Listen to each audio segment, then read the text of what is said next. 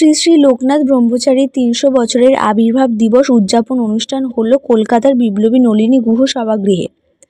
ভারত বাংলাদেশ যৌথ উদ্যোগে শ্রী শ্রী লোকনাথ বাবার ৩০০ বছরের আবির্ভাব উদযাপন অনুষ্ঠান অনুষ্ঠিত হল বিপ্লবী নলিনী গুহ সভাগৃহে। উক্ত অনুষ্ঠানে উপস্থিত ছিল লোকনাথ কমিটির পক্ষ থেকে হরিপদ ভৌমিক, তুষার কান্তি বসাক, সুবীর মল্লিক সহ বিভিন্ন লোকনাথ মন্দিরের প্রতিনিধিগণ। কমল চৌধুরী সাংবাদিকদের মুখোমুখি হয়ে বলেন, আমাদের এই নতুন চিন্তাভাবনা মানুষের কাছে পৌঁছে দেওয়াই একমাত্র লক্ষ্য। আমাদের এই কমিটিতে যোগদান করতে কোনো টাকা পয়সা লাগে না, শুধুমাত্র জয় বাবা লোকনাথ বলে এই কমিটিতে যোগদান করা যায়। বলেছেন আমি একটি ফুলের বাগান তৈরি করে দিয়ে গেলাম, তাহলে সেই বাগানে ফুল ফুটবে, তার সৌরভে আমরা প্রত্যেকে আনন্দিত হব। আজকে এত ফুল ফুটেছে, সারা ভারতবর্ষে সারা পৃথিবীর প্রান্তে প্রান্তে ফুল ফুটেছে বাবা লোকনাথ ভক্ত। যেখানে আপনি যাবেন সেখানে লোকনাথের ভক্ত আছেন। আমি কালকে ঐদাসে আলোচনা করছিলাম, শুধু হিউস্টন, শুধু লন্ডন, প্রত্যেক জায়গায় বাবা লোকনাথের ভক্তবৃন্দ আছে। ভৌমিক মহাশয় তিনি একটি ভেবেছেন, সূত্রপাত করছেন। এরপরে আমরা সন্ধ্যা দত্ত প্রত্যানগর, এরপরে তপন সেন, এরপরে সবাই ত্রিকালজ্ঞ মহাপুরুষ শ্রী লোকনাথ ব্রহ্মচারী বাবার সন্তান আমরা সবাই একত্রিত হয়েছি 2030 সালে লোকনাথ ব্রহ্মচারী বাবার 300 বছর আবির্ভাবে পূর্ণ হচ্ছে। একটু করতালির মধ্য দিয়ে আমাদের শিল্পীদের বরণ নিয়ে আমরা। এরপরে দেবাশিস চক্রবর্তী, সম্মানীয় সঙ্গীত শিল্পী শ্রী দেবাশিস চক্রবর্তী, শ্রী গৌতম সেনগুপ্ত।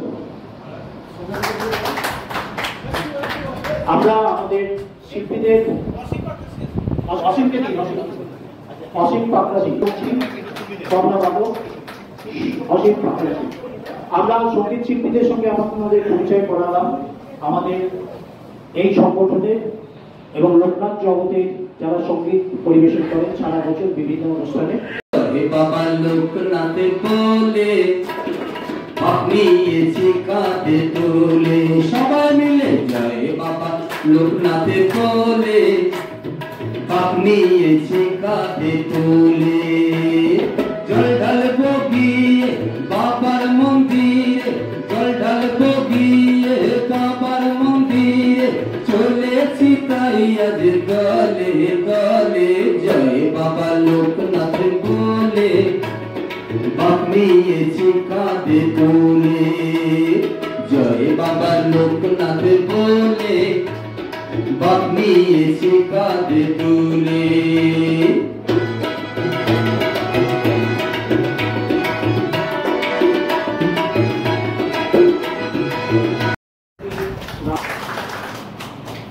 আছে প্রণব কুমার সত্তা, আমরা পরিচিত হব পুষ্পস্তবক দিয়ে।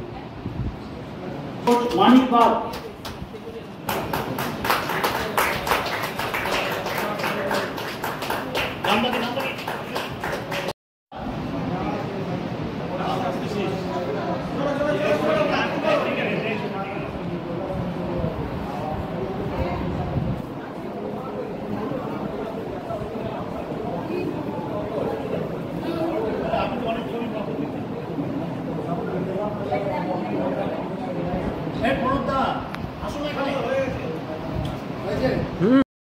আজকে এই লোকনাথ বাবার এই যে অনুষ্ঠান কি বলবেন সাধারণ মানুষের জন্য?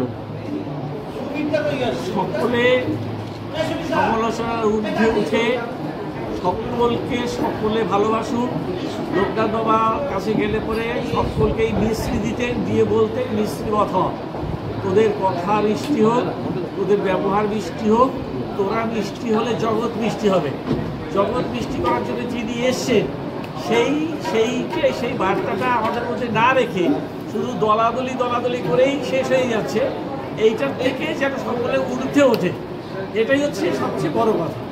কারণ আজকে যেভাবে নিজেদের মধ্যে মিথ্যা প্রচার করে একজনের নামে দুঃখ করে একটা কথা লিখে দিল, তার কোনো ভিত্তি নেই। এইভাবে মিথ্যা প্রচারকে অন্যকে কলঙ্কিত করা যায় না। সুতরাং সেগুলোর থেকে সংযুক্ত হওয়ার জন্য অনুরোধ রইল। আগামী দিনের জন্য কি কি ভাবনা রয়েছে আপনাদের? আগামী দিনের ভাবনা প্রায় 10 বছর ব্যাপী যে উৎসব সূচি শুধু ভারত বাংলাদেশ নয়, গোটা পৃথিবীর বিভিন্ন দেশে তার মানে অনুষ্ঠিত হবে, তারই আনুষ্ঠানিক উদ্বোধন আজকে হলো। এবং আশা করছি যে 2030 কে থাকবে কে থাকবে না জানি না, কিন্তু যে পরিকল্পনা করা হলো সেই পরিকল্পনা বাস্তবায়িত হবে। গোটা পৃথিবীতে বিভিন্ন প্রান্তে লোকনাথ ব্রহ্মচারী মহানাম প্রচার হবে। আগে 18 শতক ছিল লোকনাথ ব্রহ্মচারীর আবির্ভাব, 19 শতক ছিল স্বাধীন মানে তার সিদ্ধিলাভে, এবং বর্তমান শতাব্দী হচ্ছে লোকনাথ ব্রহ্মচারীর আন্তর্জাতিক পর্যায়ে পৌঁছে দেওয়ার ব্রত। এটাই হচ্ছে আগামী ভবিষ্যতের প্রজন্মের কাছে অনুরোধ। পাশের যে দেশ আমাদের বাংলাদেশে কতটা বিস্তার লাভ করেছে ইতিমধ্যে? প্রচুর তাদের তারা 19 জ্যৈষ্ঠের পর থেকে এই বিষয় ধরেই তারা পুরোদমে গোটা বাংলাদেশ জুড়ে যে সমস্ত সংগঠন রয়েছে তাদেরকে এই বিষয় নিয়ে আমরাও সেমিনারে যাব। সুতরাং প্রচুর পুরোদমে শুরু হয়ে গেছে। তাদের দেশের জন্য কি বার্তা দেবেন আমাদের চ্যানেল বা ইসের মাধ্যমে? এখানে কোনো বার্তা দেওয়ার নেই, এখানে কাঁধে কাঁধ মিলিয়ে সকল মানুষের জন্য কি বলবেন? ঠাকুরের মহানাম প্রচারের সুযোগ পেয়েছি বহু জন্মের তপস্যার ফলে, বহু পুণ্যফল ছিল, বাবা মার আশীর্বাদ ছিল। সেই কারণে আমরা যত মানুষ আজকে লোকনাথ মহানাম প্রচারের জন্য একত্রিত হতে পেরেছি, এর চেয়ে বড় পাওনা আমাদের কাছে আর কিছু নেই। লোকনাথ ব্রহ্মচারী বলে গিয়েছিলেন যে আমি একটি ফুলের বাগান তৈরি করে গেলাম, সেই ফুলের বাগানে অচিরেই ফুল ফুটবে।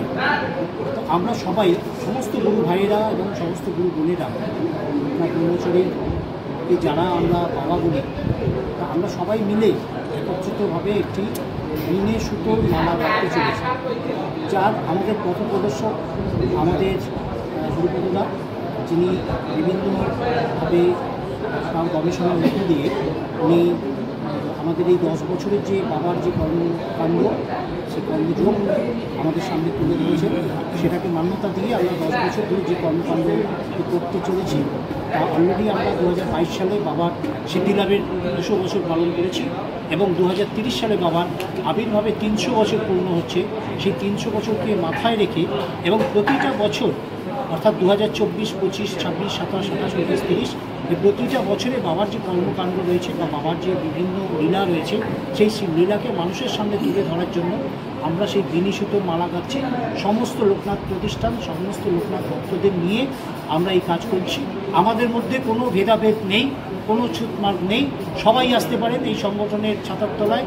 আমরা সবাই মিলে একসঙ্গে কাজ করব, এটাই আমাদের মূল লক্ষ্য, এটাই আমাদের মূল মন্ত্র, এটাই আমাদের এখন আমাদের সিদ্ধান্ত হয়েছে আজকের এই সভা থেকে।